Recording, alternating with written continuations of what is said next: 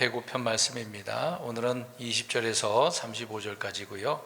1절에서 5절까지 이제 하나님께서 이스라엘 백성들을 향하여 이제 시편 기자를 통해 주께 감사하고 주의 이름을 부르고 백성들에게 알리라고 합니다. 또 노래하고 기뻐하고 주님의 능력을 구하고 얼굴을 구하라. 또 주께서 말씀하신 규범들을 기억하라라고 말씀을 하셨습니다. 그리고 6절부터 19절 말씀까지 살펴볼 때 이제 말씀이 임할 때까지 단련했다라는 말씀을 살펴보았죠. 요셉이 저 이집트 땅에서 오랜 기간 동안에 얼마나 고통스럽겠습니까?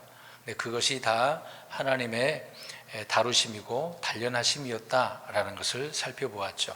그러니까 단련하는 기간이 말씀이 임할 때까지, 하나님 어떤 계획이 시작될 때까지 그 기간에 이렇게 단련받는 것을 살펴보았습니다.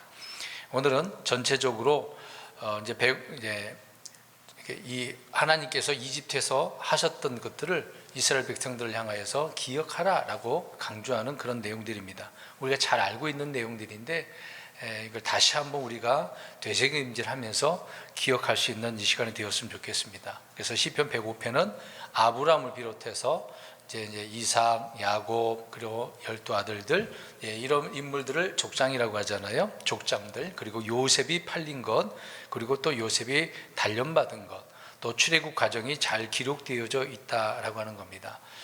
그래서 오늘 살펴볼 내용들은 이스라엘을 구출하시는 저 이집트에서 구원하시는 그 내용들이, 과정들이 기록되어져 있고, 그리고 주님께서 이집트 땅에서 행하신 일들을 기록하고 있는데 왜 이렇게 일부러 기록을 했겠습니까? 반복적인 이야기지만 이러한 내용들을 기억하라. 특히 이제 시편은 노래 만들어서 그렇게 하라 그랬잖아요.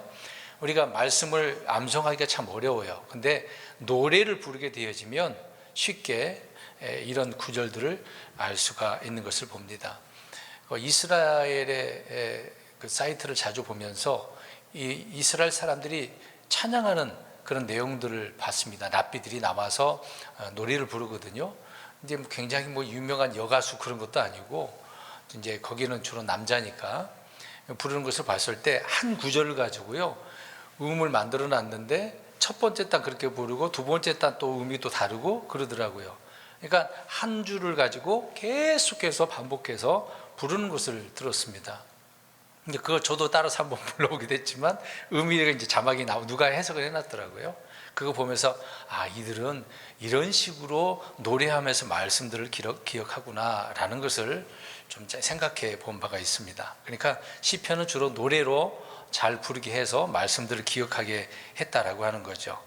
그만큼 말씀의 중요성을 우리가 다시 이렇게 기억하고 알 수 있다라고 하는 겁니다. 한 절씩 우리 살펴보도록 합니다. 20절에 왕이 사람을 보내어 그를 석방하였으니 곧 그 백성의 치리제가 그를 놓아주어 자유롭게 하였으며.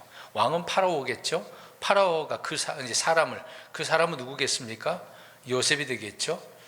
이제 사람을 보내서 그를 석방했다라고 합니다. 이제 석방해서 그 백성의 치리자가 이제 명령이 떨어졌으니까 놓아줘야 되겠죠. 감옥에서 다스리는 어떤 또 그 위에 통치자도 있겠죠. 그래서 요셉이 갇혀져 있는 그 가운데에 착고에서 풀려나 자유롭게 됐다라고 하는 내용을 말씀을 하고 있습니다. 우리 이제 잠깐 과거로 넘어가서 출애굽기에 나오는 그 이야기를 우리가 잠깐 생각해 보았으면 좋을 것 같아요. 이집트의 파라오 왕이 꿈을 이제 말했을 때 어느 누가 해석해 주는 사람이 없었잖아요. 그 전에 감옥에서 이제 살아남은 그 치리자가 그때 생각이 나서 왕에게 그 꿈을 해석할 자가 있습니다 라고 이제 소개를 해주니까 신하들을 보내서 이제 감옥에 있는 요셉을 불러다가 꿈을 해석하게 해준 것이죠. 근데 해석한 것이 나중에 그대로 됐습니까? 안 됐습니까? 됐죠. 엄청난 일입니다. 14년 동안 풍년과 기근이 있는 그 기간 동안에 요셉이 한 말들은 전혀 오류가 없었잖아요. 또 본인 스스로가 하나님께서 지혜를 주셔서 이집트에 있는 그 모든 것들을 잘 관장하고 이루어낸 것을 보게 되어집니다. 여기서 잠깐 보게 되어지면 꿈은 하나님께 속했다라고 하잖아요. 마찬가지로 성경 해석도 하나님에게 속한 것이거든요. 그래서 우리는 성령님의 조명과 계시가 없이는 성경을 듣고 읽고 깨달을 수가 없단 말입니다. 왜 이야기를 합니까? 지금 요셉이 그냥 풀려나고 뭐 총독이 되고 그게 그냥 되는 건 아니잖아요. 하나님의 계획 안에 있었던 것이고, 또 그런 계획 속에서 지금 무엇으로 인해서 이렇게 총독이 된 겁니까? 꿈을 해석해 주는, 참 놀라운 거잖아요. 여러분, 꿈 하나 해결해 줬다고, 해몽을 해줬다고 어떻게 모든 문제가 해결됩니까? 총독이 되어지고, 그 다음 2인자가 된 거잖아요. 뒤에서도 말씀드리겠습니다만은 뭐 엄청난 권력을 소유하게 된 거지 않습니까? 하나님의 말씀을 듣고 깨닫게 되어지고, 또 하나님께 주시는 그 지혜로, 조명으로 계시가 말씀 임하게 되어지니 우리가 그동안에 힘들었던 모든 문제들이 해결되겠죠. 어찌됐든 꿈이든 성경 해석이든 하나님께 속한 것이었다라고 하는 겁니다. 그래서 파라오는 요셉을 총독으로 세워서 자유롭게 했다라고 말하고 있습니다. 다윗도 그렇지 않습니까? 이제 다윗도 얼마나 형제들에게 미움을 받았어요.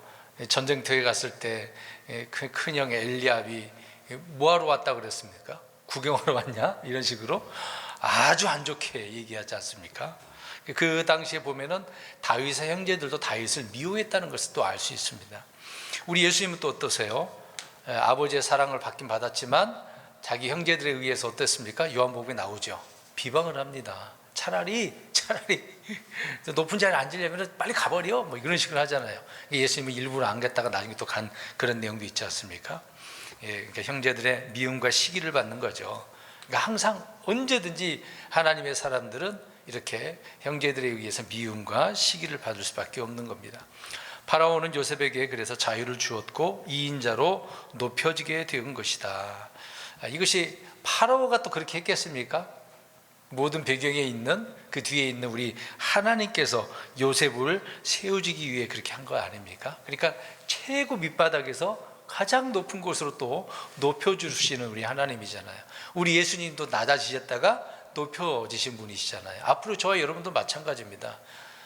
우리는 보잘것없는 인간 그런 존재이지만 하나님께서 다 높여주시잖아요. 믿는 자들을 위로 세워주신 것을 보게 되어집니다.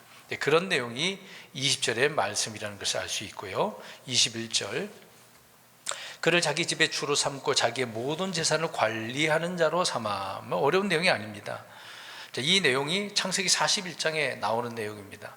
파라오는 요셉을 이집트의 총독으로 임명하고 그에게 모든 힘, 어떤 권위, 권력들을 다 주게 해서 2인자가 되게 해준 거죠. 그래서 자기 집의 주로 삼았고 모든 재산을 관리하는 관리자, 청지기로 세운 것을 보게 되어집니다. 한순간입니다. 그러니까 이런 일이 오게 되어지면 얼마나 감사하고 기쁘겠습니까? 저와 여러분들도 살다가 힘들고 어려운 그 기간이 단련받는 기간이라고 생각하시고 믿음을 가지고 그러다 보면 어느 시점에서 해결되어지면 정말 감사하셔야 돼요. 이런 말씀들을 예로 기록해 놨으니까 그 당시에 그냥 우연히 된 것처럼 생각하지 말란 이야기입니다. 22절, 그가 기뻐하는 대로 자기의 통치자들을 통제하며 자기의 원로들에게 지혜를 가르치게 하였도다. 참 희한한 말씀이 있네요. 요셉은 이제 왕의 권위와 권력을 가지고 전부 위임을 받아서 어떻게 보면 실세잖아요. 실세. 총독의 그 놀라운 그 높은 자리가 정말 실제로 있었던 실세 총독이었었습니다. 사실 권력은 나누어 주는 게 아니라고 그러잖아요. 형제지간에도 부모와도 권력은 안 나누어 준다고 하거든요. 근데 지금 자기 것을 다 어떻게 했습니까? 줘버렸어요. 말도 안 되는 상황이 오게 되었습니다. 이제 왕의 권력을 과감하게 이양해주고 있는 그런 장면을 보게 되어지죠. 정권을 다 넘겨주고 있는 것입니다. 그래서 22절의 본문은 요셉이 받은 권력의 그 정도가 얼마나 큰지를 말씀해주고 있는 거죠. 파라오는 요셉이 기뻐하는 대로 그의 통치자들을 속박했다는 것은 요셉의 말이 곧 법이고 왕명과 다름없었다라는 것을 알 수가 있습니다. 후반절에 보면 또 자기의 원로들에게 지혜를 가르치게 했다라고 합니다. 파라오의 원로들이 얼마나 똑똑하겠습니까? 신분도 있고 높은 자리에 있는 자들 아닙니까? 원로들은 장로들이라고 할 수 있잖아요. 이러한 원로들을 요셉이 어떻게 했다고 합니까? 가르쳤어. 지혜를 가르쳤다고 하는 거예요. 하나님이 요셉에게 지혜를 열어주시니까, 막 갖다 부어주시니까 이집트에 있는 사람도 얼마나 지식이 그 당시 크겠어요. 심지어 우리가 아는 대로 이집트 가면 먼저 떠오르는 게 뭐가 있어요? 큰 피라미드. 이게 어떻게 그렇게 지었겠어요? 아직도 그게 제대로 이게 답을 못 내린다고 하잖아요. 뭐 온갖 가설은 많아요. 근데 그 당시에 엄청난 이 피라미드를 지을 수 있는 그 지혜가 그들에게 있었던 거 아닙니까? 그럼에도 불구하고 요셉은 그들 위에 있는 거잖아요. 요셉이 이들을 가르친 것입니다. 그것도 나이 젊은, 몇 살 정도, 그때가 몇 살이었어요? 네, 30살. 그렇죠. 30세 젊은 요셉이 당시 이집트의 원로들, 박사들, 이런 자들을 가르치게 했다. 정말 놀라운 거죠. 요셉의 그 지혜가 얼마나 크고 높았는지를 보여줍니다. 그러니까 단순히 꿈 해몽만 잘한 건 아니었다는 얘기예요. 그러니까 요셉에게 지혜가 또 있었다는 것을 알 수가 있습니다. 10대 때에 종으로 팔려와서 30세가 될 때까지 어떤 뭐 공부했겠어요? 노예 생활하고 감옥 생활하는데 무슨 공부를 했겠어요? 책이나 읽었겠습니까? 따로 뭐 배움을 얻을 수 있는 그런 게 있었겠습니까? 책을 읽는 것도 없었겠죠. 그 당시에 뭐 얼마나 읽었으면 읽겠습니까? 그렇게 지식을 습득한 것도 아니었는데 원로들에게 지혜를 가르치는 선생이 될 수 있었다. 다 하나님을 통해서 그렇게 된 것이겠죠. 그래서 요셉은 지식이 특출난 것이 아니라 지혜가 뛰어난 거였어요. 지혜가 있는 겁니다. 여러분, 지식 많다고 해서 지혜로운 사람이 될 수 있는 건 아니거든요. 지혜로운 사람은 지식이 부족해도요 굉장히 뛰어나합니다. 생각하는 거, 판단하는 거, 어떤 것을 행할 때, 일을 할 때 달라요. 지식만 해서 뭐 이렇게 하면 돼 정도 끝나겠지만 지혜는 하나만 내다보는 게 아니라 몇 수를 내다보는 거거든요. 바둑 두는 사람, 기원하는 사람들 보면 대단한 겁니다. 그냥 단 하나만 놨다고 그것만 본 거 아닙니다. 전체를 보면서 그거를 알을 두는 거거든요. 지혜가 뛰어난 사람이기 때문에 그렇습니다. 모세도 그렇고 다윗도 그렇고 솔로몬도 그렇고 다니엘도 지혜가 뛰어난 사람이라고 성경 그렇게 말씀을 하고 있습니다. 또 예수님의 제자들은 어때요? 갈릴리 출신으로서 어부들이었잖아요. 근데 그 어부들이 나중에 유대인들과 대화할 때 어떻습니까? 그들의 입에서 말씀이 술술술 막 지혜로운 말들이 나오는 거예요. 그래서 사도행전 14장 13절에 가서 보면은 그들이 무식한 사람들이라고 그렇게 얘기합니다. 우리는 저놈들이 무식한 줄 알았는데 대화해 보니까 자기들보다 뛰어나다는 거죠. 지식이 있었던 건 아니에요. 그러니까 뭐가 뛰어났다? 지혜가 뛰어나. 그러니까 우리는 지식의 뛰어남보다도 지혜가 뛰어날 수 있도록 구하셔야 돼요. 물론 솔로몬보다 뛰어나지 못하겠죠. 성경은 성도들에게 진리의 지식을 줌으로써 구원에 이르는 지혜를 주고 구하는 그런 자들에게 하늘로부터 하나님의 지혜를 주신다라고 하는 겁니다. 늘 구해야 돼요. 늘 항상 지혜를 구해서 주님이 누구신지, 기록된 말씀이 어떤 의미인지 그렇게 깨닫게 해달라고 해야 되겠죠. 23절입니다. 이스라엘로 이집트로 들어갔으니 곧 야곱이 함의 땅에 체류하였도다. 이스라엘이라고 하는 건 야곱을 말하는 거죠. 이제 과거에 이제 야곱이겠지만 한 사람이었겠지만 전체적으로 이스라엘 백성들을 그렇게 이야기를 하고 있는 겁니다. 요셉은 형제들을 통해서 그가 이제 총독이 되고 기근이 아직 몇 년이 더 남았기 때문에 아버지를 데려와라. 그래서 온 가족이 다 그렇게 들어가게 되죠. 그래서 사도행전에 보니까 75혼이 가게 됐다고 말하고 있습니다. 그러니까 모든 가족이 다 포함한 그런 부분이 되겠죠. 그래서 야곱은 아브라함과 이삭의 무덤이 있는 가나안을 떠나기를 주저했지만 하나님께서 가도록 명령하셨기 때문에 최종적으로 가게 되어진 것을 봅니다. 그래서 어디 땅에 체류했다? 아니, 그 땅이 전 지역이 함의 땅이었다. 실제적으로 이제 고센 땅인데 그 이집트 땅 거기가 함 족속이었거든요. 물론 이집트 땅만 함 족속이 아니라 지금의 무슬림 지역 있잖아요. 이스마엘 족속 그쪽이 다 대부분이 그쪽이라고 보시면 될 것 같습니다. 그래서 성경에서 이집트를 함의 땅이라 부르는 것은 여기 말씀과 27절에 기록되어 있고 106편에도 나와 있습니다. 세 구절에 함의 땅이라고 이제 언급이 되어져 있어요. 그래서 가나안 땅은 함의 아들들 중에 하나인 가나안의 이름 아닙니까? 그 이름에서 나온 것이겠죠. 그래서 함은 가나안의 아버지인 것입니다. 그래서 아는 대로 노아가 가나안에 대해서 예언을 하잖아요. 저주하면서 그가 종이 될 것이다 라는 말이 있습니다.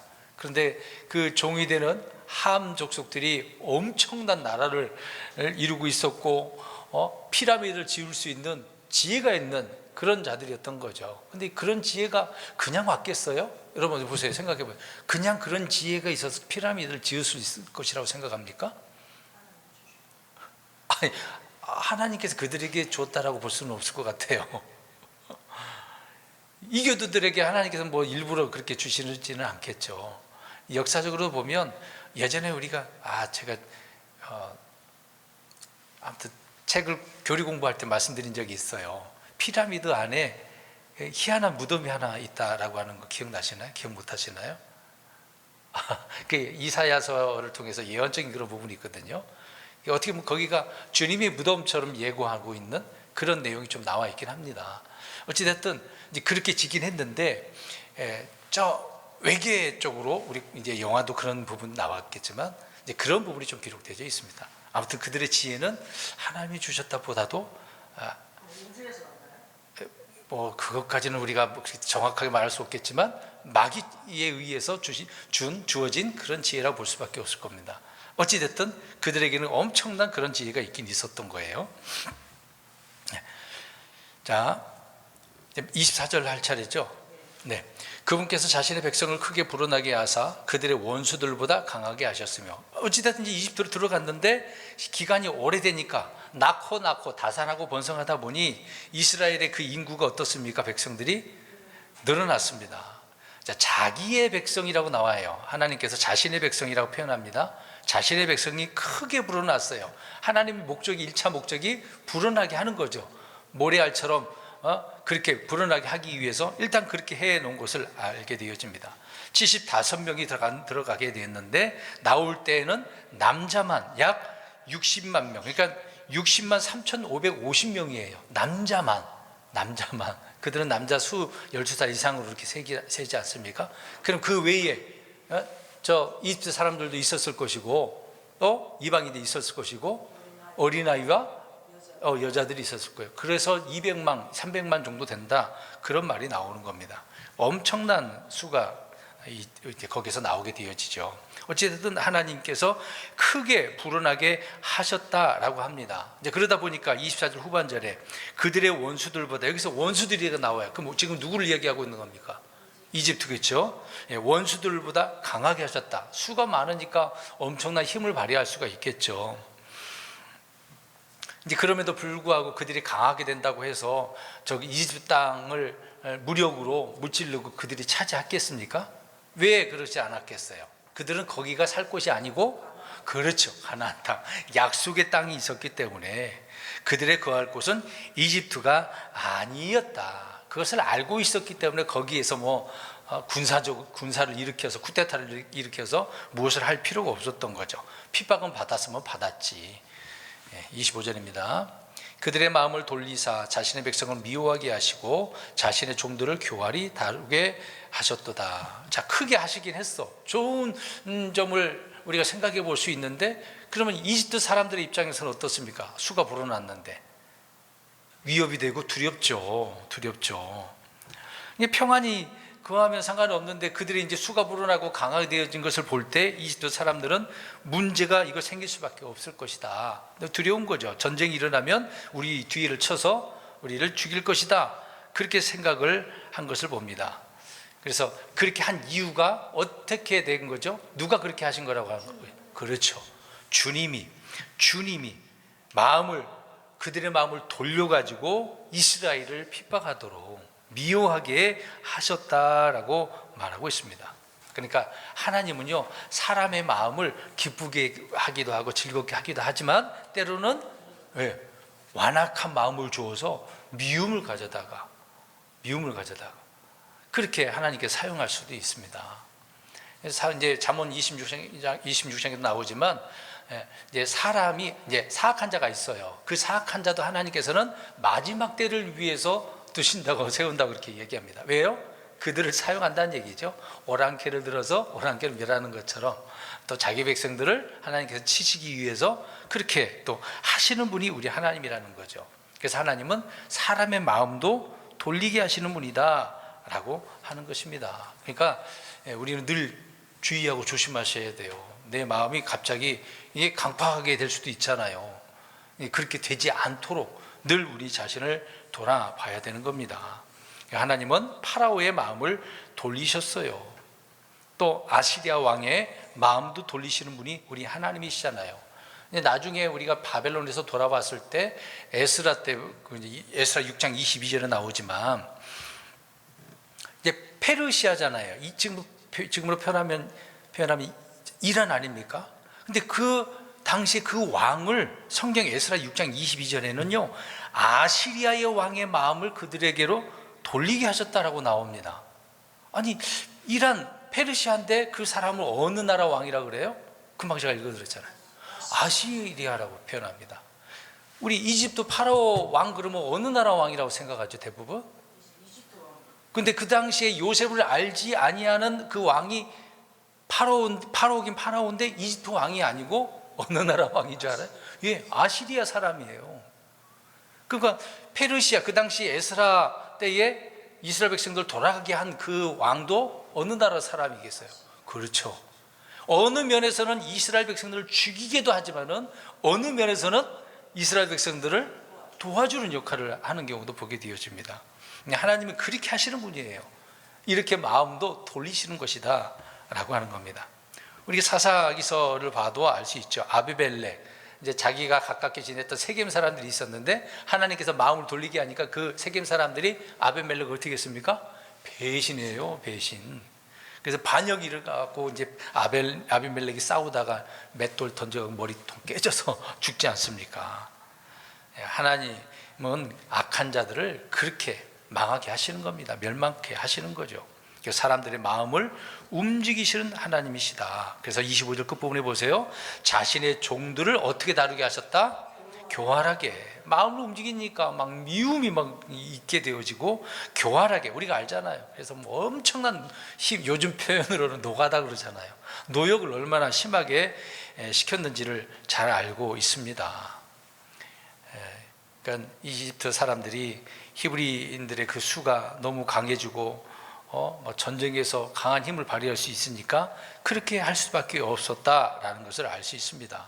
그러니까 이것은 다 하나님에게서 나온 거죠. 왜 그렇겠어요? 왜 그렇겠습니까? 그렇죠. 만약에 이런 일이 없으면 그들은 여전히 어디에 있고 싶어요?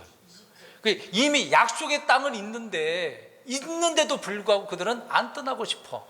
또 나왔을 때도 자꾸 돌아가려고 하는 이유가 있었잖아요. 왜요? 거기 가면 노예 생활 하긴 하지만 먹을 거 주는데 일만 하면 주니까.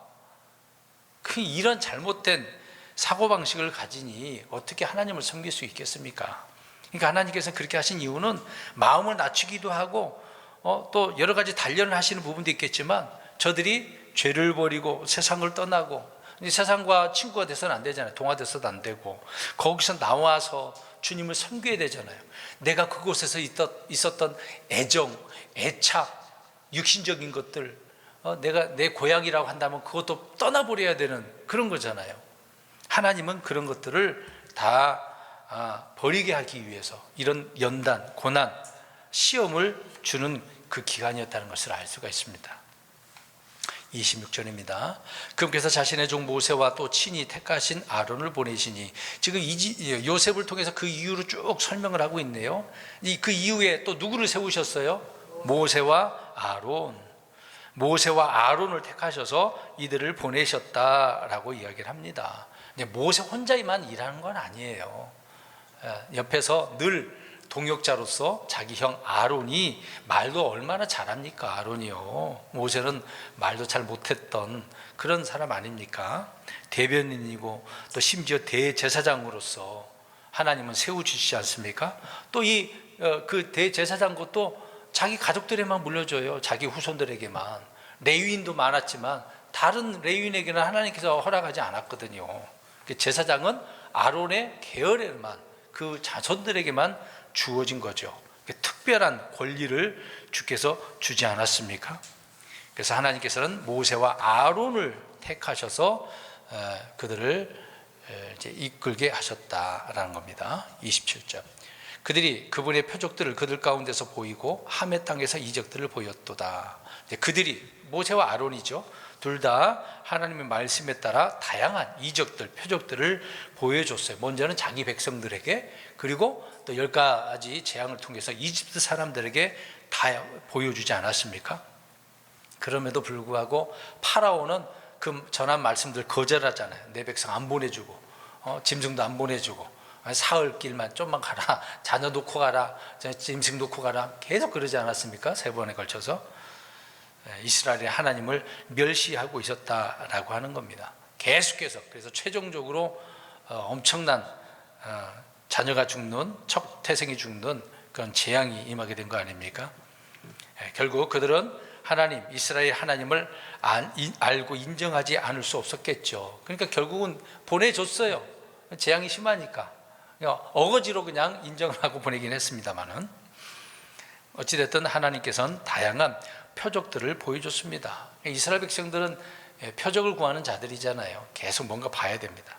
그래서 하메 땅에서 이적들을 보였도다. 이 하메 땅은 이집트의 또 다른 별칭이라고 할 수가 있겠죠. 어찌됐든 이집트의 수많은 신들과 달리 하나님께서는 엄청난 이적들을 통해서 권능을, 하나님의 권능을 보여줬다라고 하는 겁니다. 이방 민족들의 신들은 아무것도 아니잖아요. 그냥 우상 아닙니까? 무엇을 알 수가 있겠어요. 28절입니다. 그분께서 어둠을 보내서 그곳을 어둡게 하심에 그들이 그분의 말씀을 거역하지 아니하였도다. 자, 여기서 어둠은 몇 번째 재앙입니까? 비계, 이파, 악독, 음의 흑장. 흑암이니까 몇 번째예요? 9번째. 9번째. 이집트 땅에 내린 이 어둠은 감촉으로 느낄 수 있는 어둠이라고 그랬어요. 얼마나 여러분 놀랍게 두렵겠습니까? 어둠이라고 하는 것이 피부로 느껴진대요. 촉감이 있는 어둠이라고 그래요. 굉장히 큰 두려움이었다는 것을 알 수 있습니다.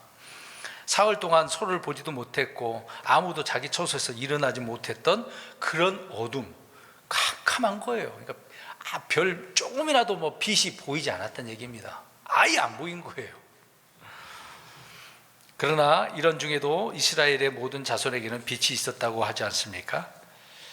계속 이런 말씀을 하고 있습니다. 29절. 그분께서 그들의 물들을 피로 변하게 하사 그들의 물고기를 죽이셨도다. 그러니까 지금 재앙의 순서대로 기록을 한 게 아니라 시편 기자가 뭔가 말하고자 하는 그 핵심을 이렇게 찝어주고 있는 거죠. 지금 피로 바꾼 것은 몇 번째예요? 제일 처음에 첫 번째인 거죠. 이 재앙으로 물고기가 죽고 강에 악취가 생기고 그러니까 물을 마시지 못하죠. 그건 온 강이 다 피가 되어지니까 놀랍지 않습니까? 근데 마술사들도 이것을 따라 해요, 안 해요? 했어요. 이들도 마귀의 표적, 권능, 이적, 속임수를 발휘할 수가 있습니다. 마지막 때도 그렇죠. 예수님께서 예언해 놨습니다. 마태복음 24장 24절에 거짓 그리스도들과 거짓 대언자들이 일어나 큰 표적들과 이적들을 보여 할 수만 있으면 바로 그 선택받은 자들을 속이리라. 이게 마지막 때 속인대요. 이런 일을 보인대요. 놀랍지 않습니까? 이것을 보고서 와, 우리 하나님이 하셨나 보다 다들 그럴 거예요. 근데 누가 속인다고요? 마귀가, 거짓 그리스도들, 거짓 대언자들이 일어나서 그렇게 한대요. 사도 바울도 데살로니가 후서 9장에 2장 9장에서 언급을 합니다. 자, 먼저 물을 피로 바꾸셨다. 왜요? 물이 사람에게는 생명이 필수잖아요. 엄청난 겁니다. 그런데 그것을 끊어버리신 거예요. 얼마나 그들의 문제를 다루고 있는지를 알 수가 있겠죠. 하나님의 심판을 말하고 있는 거고 하나님이 심판자이시고 또 생명의 주관자임을 말씀을 해주고 있는 것입니다. 그 다음에 30절. 그들의 땅이 개구리들을 넘치도록 내매 그들의 왕들이 거하는 방들에도 넘쳤도다. 개구리들이 어디에서 올라왔어요? 금방 읽었잖아요. 땅 속에서 개구리가 물에서 있는 줄 알았는데 땅 속에서도 개구리가 뭐 숨어 지내긴 하잖아요. 거기 있다가 나오기도 합니다만은, 자, 거기서 나온 개구리들로 인해서 이집트 온 땅 왕들의 방들까지 다 들어갔대요. 심지어 막 그릇들에 뭐 화덕과 빵 그릇까지 다 들어갈 정도로, 그러니까 어디를 봐도 다 개구리들이 있는 거예요. 어디를 봐도. 근데 이것도 마술사들도 따라하긴 했어요. 근데 개구리들은 제거했습니까? 못하죠. 뭔가 속일 수는 있어. 그러나 문제를 해결할 수 없는 게 거짓 술사들이 되겠죠. 31절. 그분께서 말씀하신 여러 종류의 파리들이 왔고 그들의 모든 지역에 이들이 왔도다. 이제 멀리서 뭔가 하나님께서 가져왔네. 말씀으로 파리야 와라, 이야 와라, 이제 그렇게 한 거죠. 파리들하고 이들이 엄청 오게 된 것입니다. 여러분, 파리는 주로 그냥 날라다라 이렇게 음식물이나 부프의 물에 앉잖아요. 더럽게 만드는 게 파리입니다. 우리 음식에 파리가 날라오면 그 음식은 금방 부패되죠. 파리들은 그런 존재들이에요. 그러니까 이집트 땅을 부패시키기 위해서 하나님께서 데려온 것이죠. 그리고 이들은 어떻습니까? 다른 재앙들과 달리 하나님께서는 이들을 즉석에서 만드셨어요. 그냥 가져오게 된 것입니다. 네, 티끌에서 확 그냥 올라온 거예요. 이 질병 중에 또 하나가 될 수 있지 않겠습니까? 하나님은 원하시는 대로 그냥 만들어낼 수도 있고 가져올 수도 있고 그렇습니다. 근데 이 일을 술사들은 따라 했을까요? 못했을까요? 이는 못했어요. 희한하게도. 왜 그렇겠습니까? 이는 생명체이잖아요. 생명체로서 동물이 아니에요. 생명체이긴 한데 동물이 아니에요. 동물이. 이들은 지금 생명체입니다. 주님은 아론이 그의 막대기로 또 땅에 티끌을 칠 때 땅의 모든 티끌을 이집트 온 땅에 이가 되게 한 것이죠. 창조물은 모방할 수가 없습니다. 있는 것은 모방을 할 수 있겠죠. 32절입니다. 그분께서 그들에게 비 대신 우박을 주시고 그들의 땅에 타오르는 불을 주셨도다. 자, 우박을 내려주셨네요. 근데 우박이 그냥 우리가 아는 조그만 그런 우박이 아니에요. 뭐 그냥 주먹만한 공만한 게 아니라 한 1톤? 몇 톤 돼요. 아주 엄청난 무게가 하늘에서 떨어진 거예요. 그냥 살짝만 비껴가도 그냥 죽는 거거든요. 우리가 우위 저 높은 곳에서 그냥 벽돌 하나만 떨어져도 머리가 어떻게 됩니까? 깨져서 죽습니다. 네, 이 우박은 엄청나게 크기가 있어요. 근데 이 우박이 떨어지면서 뭐도 내려왔어요? 불도 내려왔어요. 불도. 네. 그래서 가축들, 나무들, 곡식들 다 그냥 뭉개버리는 거죠. 먹을 수도 없게 만드는 것입니다. 치명적인 재앙이었다라고 하는 겁니다. 이제 불이 임했다라고 하는 것은 뭐 천둥 번개가 있었다는 얘기가 되겠죠. 진짜 땅에 떨어지는 번개 치는 것을 봤는데 얼마나 뜨거웠던지요. 나무가 막 그 자리에서 불타고 땅에 막 연기가 날 정도입니다. 대단한 거죠. 하나님은 그렇게 재앙을 내리신 것입니다. 33절. 그분께서 그들의 포도나무와 무화과나무도 치시고 그들의 지역에 속한 나무들을 꺾으셨도다. 그들 지역에 나무들이 얼마나 좋은 나무들이 많이 있었겠어요. 우박, 천둥, 번개, 막 물, 뭐 불이 쏟아지니까 이런 나무들도 자연적으로 어떻게 되겠습니까? 그냥 부서지고 부러지고 그냥 타버리고 그러겠죠. 거기서 나는 과일들, 음료도 얻을 수 없도록 다 만들어버리는 겁니다. 그러면은 이게 뭐 단 그 기간이 그렇게 짧겠지만 몇 년이 그렇게 됐다고 생각해 다시 회복하려면 어떻게 했습니까? 정말 어렵습니다. 경제적으로 침체가 올 수밖에 없겠죠. 그럼에도 그들은 완악했어요. 순종하지 않고 계속해서 그렇습니다. 34절. 그분께서 말씀하시니 메뚜기들과 쐐기벌레들이 오되 무수히 와서. 메뚜기들 엄청납니다. 8번째 재앙 아닙니까? 근데 출애굽기에 보면은 메뚜기만 나오지 쐐기벌레가 안 나와요. 근데 시편에서는 더 설명을 해주고 있는 겁니다. 거기에 덧붙여서 쐐기벌레까지 와가지고 다 먹어 치워버린 거예요. 쐐기벌레가 먹는 거 봤습니까? 막 잎사귀 먹는데요. 한 마리가 이 주변 먹는 것도 금방이지만 엄청난 많은 쐐기벌레가 있다고 생각해 보세요. 금방입니다. 우리 뒤에 있는 이건 좀 가짜지만 뒤에 있는 것들은 다 금방 갉아 먹어요. 무수히 많이 온 거예요. 엄청난 겁니다. 이제 그들은 농경 국가니까 다 농작할 수도 없게 만든 겁니다. 예, 순식간입니다. 그냥 몇 분 안 됐는데도 깨끗하게 그냥 지나가 버리는 거죠. 아무것도 안 남긴 겁니다. 그러니까 앞에서 또 재앙을 한번 쭉 생각해 보세요. 물도 못 먹어, 어두워, 모든 게 내려와서 막 파괴를 시켜, 막 몸 이가 있고 개구리가 돌아다니고 메뚜기가 다 먹어치고 있고, 정말 뭐 총체적인 난국이라고 할 수가 있는 거죠. 그래서 이들의 무리들이 얼마나 많았던지 온 지면을 덮었다, 땅이 어둡게 됐다라고 출애굽기 10장 15절에 언급을 하고 있습니다. 마지막 35절, 그들의 땅에 있는 모든 채소를 먹어 치우고 그들의 토지에 있는 열매를 삼켰도다. 채소, 열매까지 다 그렇게 해버렸다고 하네요. 나중에 로마가 이집트도 점령하지 않습니까? 카이사르가 로마 이제 다스리는 자였었는데, 이제 주로 이집트를 곡간지대, 곡창지대라고 그렇게 표현하거든요. 왜 그래요? 그 이집트는 굉장히 풍족했어요. 예. 그런데도 하나님께서 이 당시에 어떻게 했다는 얘기예요? 예, 완전히 먹어쳐 버렸어요. 아무것도 먹을 수 없도록. 근데 다 굶어 죽는 거죠, 재앙으로. 남은 것이 하나도 없도록 하셨다라고 이야기를 합니다. 하나님이 다 거둬 가신 거죠. 그동안에 열심히 모았던 거, 요셉 그 이후로 나름대로 엄청나게 부강했을 거 아닙니까? 그런데 그런 것들이 다 어떻게 된 거예요? 한순간에 말 안 들으면 그렇게 되는 거예요. 주님의 말씀을, 그것도 몇 번이나 가서 말씀을 전했잖아요. 하나님께서 보내라고 명령하셨어, 보내줘 빨리, 그랬는데도 안 보내니까 그동안에 모았던 거 싸그리 하나님이 없애버리시는 거죠. 요셉을 통해서 부강한 나라가 됐는데도 불구하고 그런 결말을 맞게 되어지는 겁니다. 이제 결론적으로 앞에서 말씀드렸던 내용인데, 이런 내용들을 왜 기록을 하고 있었겠는가? 시편을 쓴 이 기자는 출애굽 때에 주님께서 이집트 땅에서 행하신 그 일들을 앞에서 1절에서도 보면 노래에 기뻐해, 내가 능력의 주야, 나에게 능력을 구해, 그렇게 표현하잖아요. 이런 것들을 기억하라 그랬어요.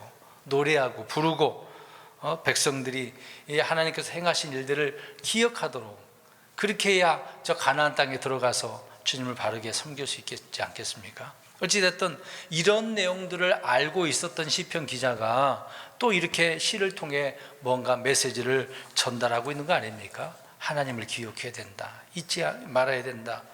왜요? 사람들은 항상 잊어버리죠. 그래서 망각의 동물이라는 표현도 하고 있는데 잘 잊어버리거든요. 돌아서면 잊어버립니다. 금방 뭐 했는데 돌아섰는데 잊어버려. 또 심지어는 자기 손에 뭐 들고 있는데도 어디 갔지? 어디 갔지? 이 건망증에 있는 그런 것도 얼마나 많습니까? 심각하죠. 그래서 늘 또 보고 또 보고, 잊어버리니까 또 보고 또 읽고 그러는 겁니다. 말씀 또 들었던 거 또 듣고 확실하게 둬야 되겠죠. 이집트 땅에서 행하신 일들을 기억하신